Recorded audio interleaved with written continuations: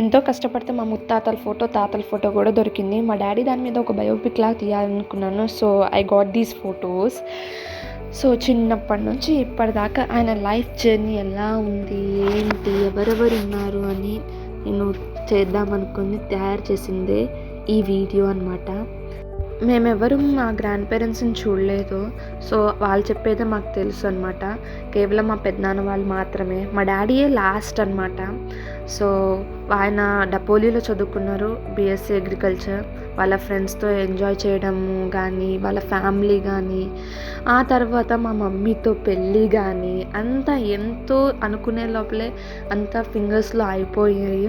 It's been 30 years of their marriage. The happiest couple ever I know. So మొత్తం కార్లో వాళ్ళు మొత్తం India అంతా తిరిగారు అంటే నేను నిజంగా నమ్మలేకపోతున్నా. Every place they had photo with them.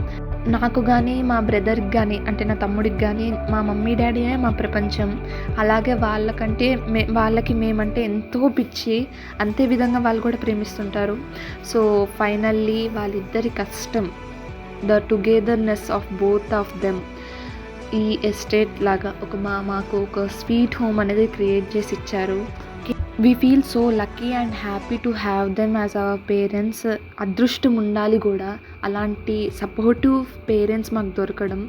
So మా గోల్స్ అచీవ్ చేయడానికి వాళ్ళు ఎంతో ఎఫర్ట్స్ పెట్టారు, ఇప్పటికీ పెడుతూనే ఉన్నారు.